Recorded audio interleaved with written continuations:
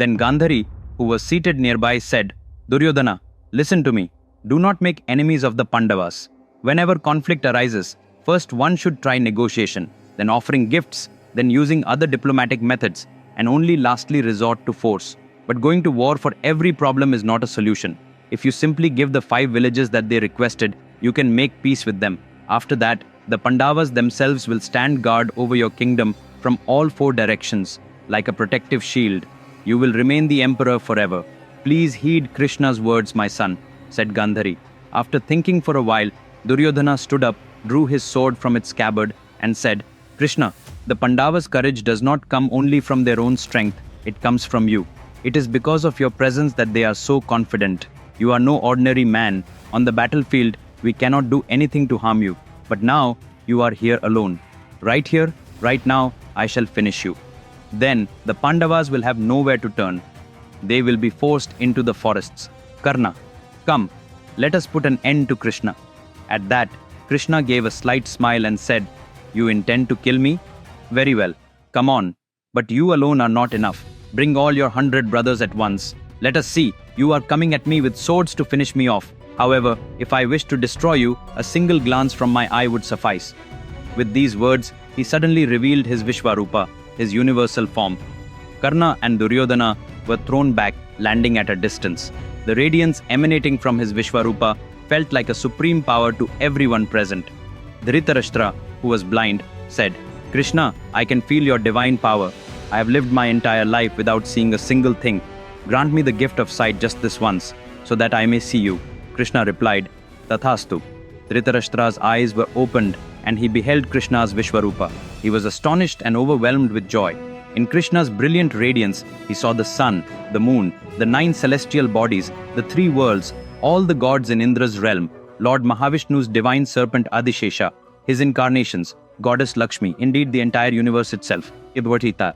Dhritarashtra exclaimed, Krishna, enough! I have seen your divine and auspicious form, and that is sufficient. With these eyes that have beheld you, I have no desire to look upon anything else in this world. Take back my sight. Immediately Krishna withdrew his Vishwaroopa and returned to his human form. As he departed, he said, Duryodhana, the destruction of the Kuru dynasty lies in your hands. Think carefully. On his way out, Krishna lifted Karna, who had fallen to the ground. Karna, tonight I am staying at Vidura's house. I shall be waiting for you there. I want to speak with you in private. Will you come? Krishna asked. For a moment, Karna was astonished. Certainly, Krishna, he replied. Night fell, and Karna, burdened by many doubts, arrived at Vidura's residence to meet Krishna. He entered the room where Krishna was seated. Krishna, I cannot guess why you called me here. If your embassy to Duryodhana failed, you would next speak with Bhishma, Dronacharya, or Kripacharya. But why did you summon me specifically? May I know? He asked.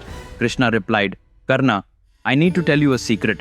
All these years, you have been tormented by questions about who you are, who abandoned you in the river when you were a child, who your real parents are. I have the answers to those lifelong doubts. Karna, do you wish to know them? Instantly, Karna asked, You know who my true parents are. Please, Krishna, tell me. Krishna said, You are none other than Kunti's firstborn son and the elder brother of the Pandavas. Before Kunti Devi was married to King Pandu, by the grace of the sun god, she conceived you. She released you into the river, and thus you were found by a woman named Radha. That is why you are called Radheya.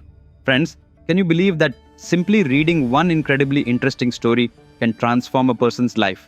Can you believe that if you read that story to your children, they will learn all the values they need? Can you believe that for any problem, whether you are experiencing it now or will face it in the future, just reading a single story can provide a solution? Yes, it's possible. Only with the greatest epic ever told in the history of mankind, the Mahabharata. This story is 100 times more extraordinary than a super hit movie. This is a challenge. The complete Mahabharata, written in Vikramaditya's style, is available in 2 volumes, both as physical books and e-books, on Amazon and 43 other online stores. This book is available in 54 languages worldwide. I have shared the purchase links in the video description below. Order right away, because this is not just a book, it is a library of wisdom that your life needs. Immediately Karna asked, Krishna, is what you say really true? Does Kunti know I am the very child she left in the river? Krishna replied, From the very first moment she saw you, Kunti recognized you as her son. But before she could speak, You became Duryodhana's dearest friend. Hearing this, Karna fell to his knees and burst into tears. No one in this world is as unfortunate as I am. What sin did I commit, Krishna? When, in the grand assembly, people insulted me, asking who my father and mother were, questioning my worthiness, my own mother stayed silent, all to protect her 5 sons. Yet, I am her son too, Krishna. Could she not have spoken the truth in front of everyone to save my honor? Karna wept. After wiping his tears, he asked, Krishna, you have known this truth all these years, but never told me before. Why tell me now? Krishna answered, Karna, this is my final chance to stop the Kurukshetra war. At this point, if not for you, even I cannot prevent it. The lives of countless people and the fate of Dharma hinge upon the decision you make now. I will offer you a few possibilities. This is how I seek a truce with you. If what I propose appeals to you, your life will be transformed. You will become the emperor of the entire earth. The Pandavas will become your servants. You will be wealthier than Kubera himself. You will gain the power to command the gods. Listen carefully to what I say. Krishna continued, Karna, if you agree, I will immediately speak to Kunti Devi so that the entire world knows you are her son. Then, as the eldest of the Pandavas, all the rights will be yours. You will be the emperor. Duryodhana and the Pandavas will all bow their heads before you. You will become Draupadi's first husband. All the wealth on earth will be yours. You will be the ruler of this land. Without any war or a single drop of blood spilled, you will reign over all the realms. Do you accept this truce, Karna? Karna replied, Krishna, no one truly knows what goes on in my mind, this inner conflict of mine. Now let me tell you, until today, everyone has assumed that I am a wicked man, that I am vile in nature, and that I alone have corrupted Duryodhana. They think Duryodhana obeys only my words, that he ignores everyone else's counsel because I have subjugated him. But do you know the truth, Krishna? Duryodhana does not heed a single thing I say. I merely voice what he already wants to do because I am his friend. I know what lies in his heart. He will do whatever he sets his mind to. He listens only when I speak what he wants to hear. People's belief that he follows my every command is sheer foolishness. You said that if I heed your words, I can become an emperor. Who said I am not already an emperor?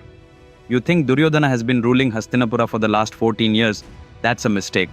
I am the one running this kingdom from behind the scenes.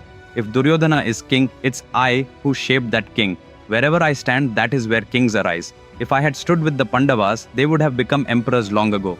I have not even a shred of attachment to the throne. You also said you would make me Draupadi's first husband. Remember, the day of Draupadi's Swayamvara, I only went there because Duryodhana wished it. I have not the slightest desire for her. If I lusted after my own brother's wife, it would be the same as lusting after my mother. Why would you think my mind is so base, Krishna? Friends, in the next episode, the content will reach an entirely different level. Don't miss it. Let's meet again next Saturday at the same time. Order my Mahabharata book right away. I have given the links in the description below this video. If you haven't subscribed to my channel yet, please do so now. Till then, take care. Bye.